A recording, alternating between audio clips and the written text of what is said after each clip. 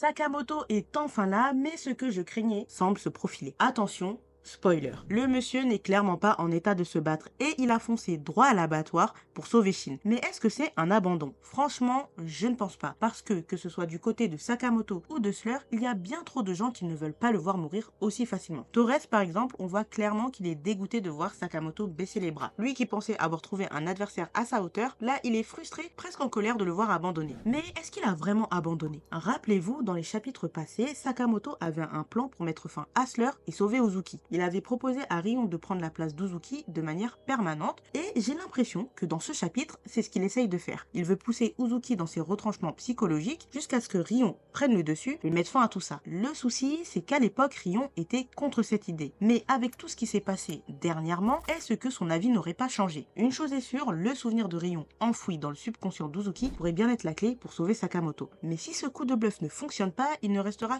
qu'une solution. Ses alliés épuisés par les combats devront affronter l'ordre une dernière fois, à moins que la solution ne vienne d'une partie oubliée.